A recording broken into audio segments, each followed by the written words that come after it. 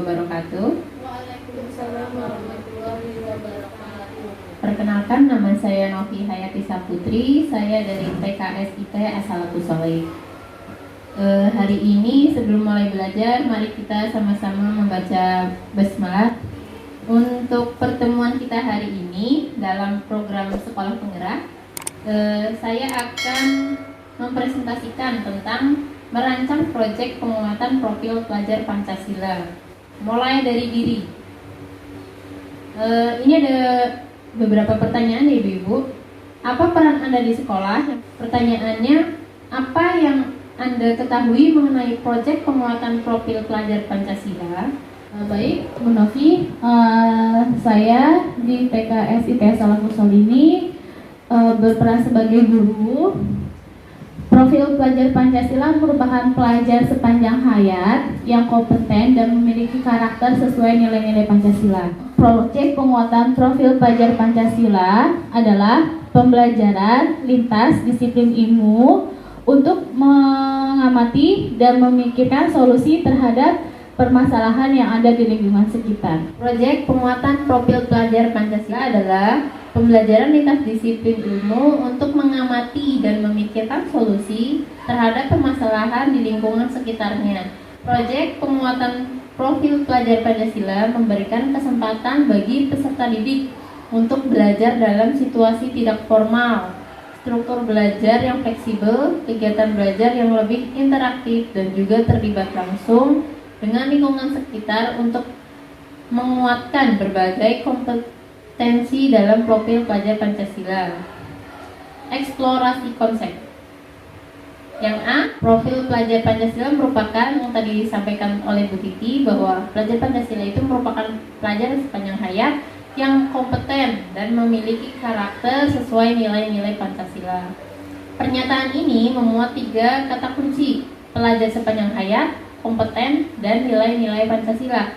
Hal ini menunjukkan adanya paduan antara penguatan identitas khas bangsa Indonesia, yaitu Pancasila, sebagai rujukan karakter pelajar Indonesia, dengan kompetensi yang sesuai dengan kebutuhan yang mengembangkan sumber daya manusia Indonesia dalam konteks perkembangan abad 21. Profil pelajar Pancasila merupakan bentuk penerjemahan tujuan pendidikan nasional. Profil pelajar Pancasila berperan sebagai referensi utama yang mengarahkan kebijakan-kebijakan pendidikan, termasuk menjadi acuan untuk para pendidik dalam membangun karakter kompetensi peserta didik. Profil pelajar Pancasila terdiri dari 6 dimensi, diantaranya beriman, bertakwa kepada Tuhan Yang Maha Esa, dan berakhlak mulia. Yang kedua, mandiri. Yang ketiga, bergotong royong. Yang keempat, berkebinekaan global. Yang kelima, bernalar kritis. Dan yang keenamnya, kreatif. Keenam dimensi tersebut perlu dilihat secara utuh sebagai suatu kesatuan agar setiap individu dapat menjadi pelajar sepanjang hayat yang kompeten, berkarakter, dan berperilaku sesuai nilai-nilai Pancasila. Di dalam setiap dimensi profil pelajar Pancasila terdapat beberapa elemen. Sebagian besar elemen terdapat beberapa subelemen, dan di setiap subelemen terdapat rangkaian alur perkembangan kompetensi setiap fase pembelajaran. Di sini ada bagian-bagian rubiknya, Ibu-ibu bisa dilihat masing-masing. Proyek penguatan profil pelajar Pancasila terdiri dari 5 poin. Yang pertama, bersifat lintas disiplin, tidak terikat pada suatu mata pelajaran. Yang kedua, merupakan model pembelajaran yang melibatkan murid dalam proses mengamati dan memikirkan solusi terhadap masalah di lingkungan sekitarnya. Yang ketiga, menggunakan pendekatan pembelajaran berbasis project based learning. Dan yang keempat, memiliki perbedaan dengan pembelajaran berbasis project di program intrakurikuler dalam hal fleksibilitas struktur pembelajaran. Yang terakhir, bertujuan menguatkan berbagai kompetensi dalam profil pelajar Pancasila, bukan untuk mencapai CP bidang studi. Hal yang perlu diketahui mengenai proyek penguatan profil pelajar Pancasila. Yang pertama, dilaksanakan setiap tahun di semua tingkatan kelas. Sementara di PAUD, alokasi kegiatan proyek dilaksanakan sesuai dengan kebutuhan. Proyek di PAUD dilakukan dalam konteks perayaan tradisi lokal, hari besar nasional dan internasional. Yang ketiga, tema-tema proyek sudah ditentukan oleh pemerintah. Berangkat dari tema tersebut, sekolah dapat mengembangkan topik spesifik yang sesuai dengan konteks kebutuhan. Yang keempat, sekolah berwenang untuk merancang alokasi waktu kegiatan proyek dan menyusun tim kepanitiaan yang akan memfasilitasi kegiatan proyek. Yang kelima, pemerintah menyediakan beragam contoh modul proyek. Pada tahap awal, guru diharapkan dapat mengadaptasi modul tersebut sesuai dengan kondisi dan kebutuhan sekolah. Sementara pada tahap lanjutan, guru diharapkan dapat merancangnya secara mandiri. Dalam 1 tahun ajaran, proyek penguatan profil pelajar Pancasila dilakukan sekurang-kurangnya 2 proyek dengan 2 tema berbeda di jenjang PAUD. Ini adalah tema-tema proyek PAUD. Yang pertama, Aku Sayang Bumi. Tema ini bertujuan untuk mengenalkan peserta didik pada isi lingkungan, eksplorasi dalam mencari solusi kreatif yang dapat dilakukan oleh peserta didik, serta memupuk kepedulian terhadap alam sebagai perwujudan rasa sayang terhadap ciptaan Tuhan Yang Maha Esa. Yang kedua, Aku Cinta Indonesia. Tema ini bertujuan agar peserta didik mengenal identitas dan karakteristik negara, keberagaman budaya, dan ciri khas lainnya tentang Indonesia, sehingga mereka memahami identitas dirinya sebagai anak Indonesia, serta bangga menjadi anak Indonesia. Yang ketiga, bermain dan bekerja sama atau kita semua bersaudara. Tema ini bertujuan untuk mengajak peserta didik untuk mampu berinteraksi dengan teman sebaya, menghargai perbedaan, mau berbagi, dan mau bekerja sama. Dan yang terakhir, tema yang keempat, imajinasiku atau imajinasi dan kreativitasku. Tema ini bertujuan untuk mengajak peserta didik belajar mengenali dunianya melalui imajinasi, eksplorasi, dan eksperimen. Pada tema imajinasiku ini, peserta didik distimulasi dengan serangkaian kegiatan yang dapat mengembangkan rasa ingin tahu, memperkaya pengalaman, dan penguatan kreativitasnya. Tahap pelaksanaan proyek. Setidaknya terdapat 6 tahapan pelaksanaan proyek yang bisa dimodifikasi dan disesuaikan dengan kondisi sekolah, terutama untuk jenjang PAUD. Yang pertama, perencanaan proyek, merancang alokasi waktu dan dimensi profil pelajar Pancasila. Di sini, pemimpin sekolah menentukan alokasi waktu, pelaksanaan proyek, dan dimensi untuk setiap tema agar dapat memetakan sebaran pelaksanaan proyek pada satuan pendidikan tersebut. Yang kedua, membentuk tim fasilitasi proyek. Pemimpin sekolah menentukan pendidik-pendidik yang bergabung dalam tim fasilitasi proyek yang berperan merencanakan proyek, membuat modul proyek, mengelola proyek, dan mendampingi peserta didik dalam proyek penguatan profil pelajar Pancasila. Yang ketiga, identifikasi tingkat kesiapan sekolah. Pemimpin sekolah dapat menilai tahap pelaksanaan proyek berdasarkan tingkat kesiapan sekolah. Menentukan topik spesifik dari tema besar, tim fasilitasi proyek dapat juga peserta didik menentukan ruang lingkup isu yang spesifik dengan proyek. Dan yang keenam, merancang modul proyek. Tim fasilitas bekerja sama dalam merancang modul proyek dan berdiskusi dalam menentukan elemen dan sub-sub elemen profil atau alur kegiatan proyek, serta tim asesmen yang sesuai dengan tujuan dan kegiatan proyek. Perencanaan ini bisa dimodifikasi sesuai dengan kebutuhan dan kondisi. Prinsip pengembangan proyek. Yang pertama, holistik. Yang kedua, kontekstual. Yang ketiga, eksploratif. Dan yang keempat, berpusat pada peserta didik. Boleh dibantu untuk Bu Mita? Yang C, modul proyek penguatan profil pelajar Pancasila. Mengembangkan modul proyek. Mengadaptasi modul yang sudah tersedia dapat dilakukan untuk mengawali persiapan proyek penguatan profil pelajar Pancasila pada kesempatan pertama pelaksanaannya di sekolah. Yang kedua yaitu membuat modul secara mandiri.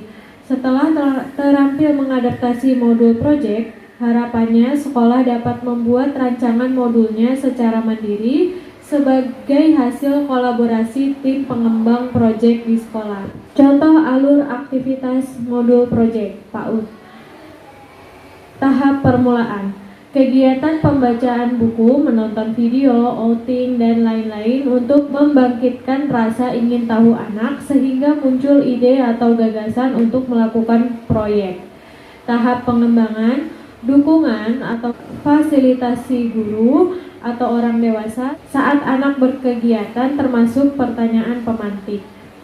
Tahap penyimpulan, refleksi anak, refleksi guru, asesmen, memastikan keberlanjutan budaya positif dari proyek.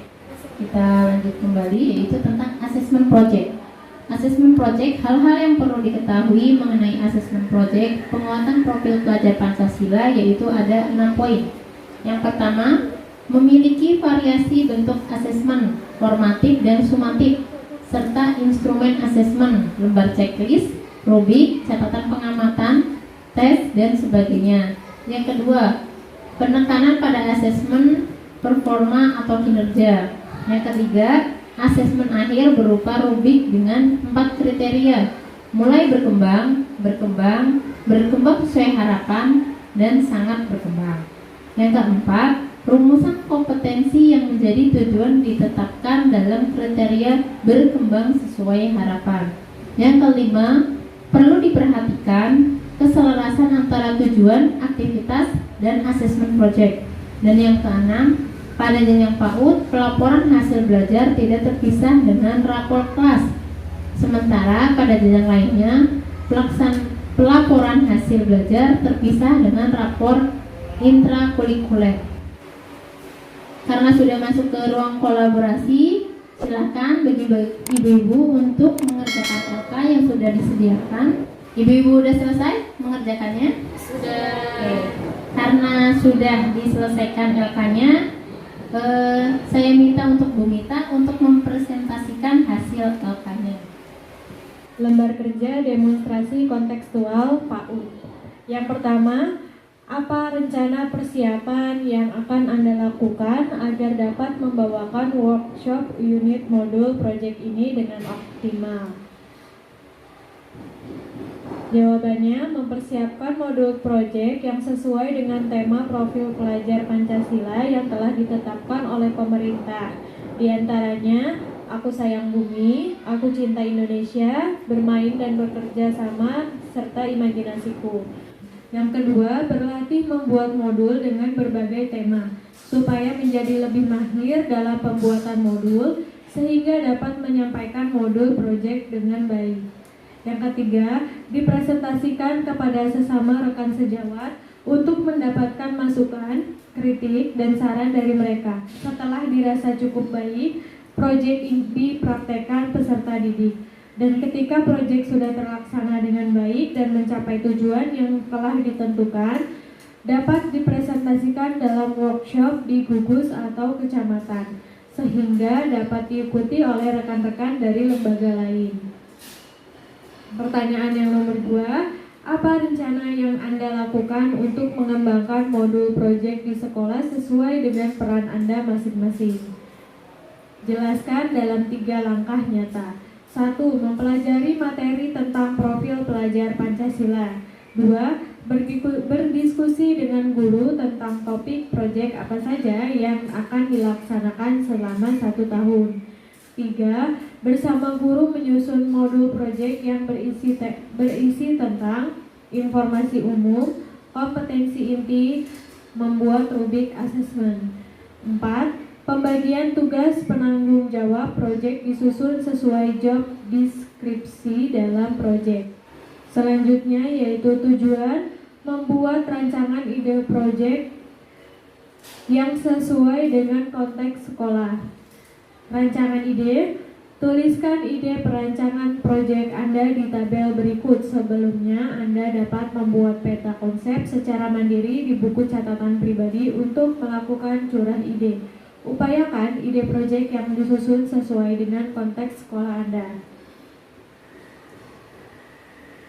Nama penulis Mita Restiani Kusuma, jenjang atau kelas PAUD, sekolah TKS IT As-Salafus Sholih, jumlah murid 23, tema proyek Aku Cinta Indonesia, alokasi waktu atau durasi kegiatan proyek 10 hari, topik proyek peringatan Hari Kemerdekaan Indonesia, tujuan proyek dimensi berkebinekaan global, elemen mengenal dan menghargai budaya, sub elemen menumbuhkan rasa menghormati terhadap keanekaragaman budaya. Kata kunci keanekaragaman budaya, deskripsi umum kegiatan, tahap permulaan, menonton video tentang Hari Kemerdekaan, menonton video tentang keanekaragaman budaya yang ada di Indonesia dari seni budaya dan makanan tradisional, mengenal literasi ragam budaya, pakaian, dan makanan tradisional melalui gambar-gambar dan cerita. Tahap pengembangan, yang pertama melukis mural tema kemerdekaan, kedua perayaan Hari Kemerdekaan Indonesia dengan upacara bendera, dan berbagai lomba, diantaranya membuat bendera, lomba memindahkan atau estafet bendera, kolase burung Garuda. Membuat makanan atau cooking class khas Bogor bersama orang tua. Makanan khas Bogor diantaranya ada asinan, laksa, kacang Bogor, toge goreng, bajigur, ubi cilembu. Dilanjutkan papahare atau makan bersama yang merupakan tradisi Bogor untuk menjalin keakraban. Selanjutnya membuat poster tentang keberagaman adat dan budaya. Yang terakhir yaitu kirab budaya. Anak mengenalkan pakaian adat dan membawa makanan tradisional yang berasal dari daerah asalnya. Tahap penyimpulan. Anak memahami keberagaman adat dan budaya yang ada di Indonesia. Tumbuh rasa syukur menjadi anak Indonesia yang memiliki keberagaman adat dan budaya. Tumbuh rasa cinta tanah air Indonesia dengan keberagaman adat dan budaya. Rubrik evaluasi lembar kerja. Langkah menumbuhkan rasa menghormati terhadap keanekaragaman budaya, mulai berkembang, mengenali identitas diri dan kebiasaan atau budaya dalam keluarga, berkembang, mengenal identitas dan kebiasaan atau budaya diri serta orang lain, mahir, membiasakan untuk menghormati budaya yang berbeda, sangat mahir, terbiasa menghormati budaya-budaya yang berbeda. Sekian yang dapat saya sampaikan. Terima kasih kepada Bu Mita untuk presentasi LK-nya. Sekian untuk pertemuan hari ini. Kita cukupkan dan kita tutup dengan doa kafaratul majelis. Subhanaka Allahumma wa bihamdika asyhadu an la ilaha illa anta astaghfiruka wa atubu ilaik. Terima kasih dan mohon maaf apabila ada kekurangan. Bila itu Wassalamualaikum warahmatullahi wabarakatuh.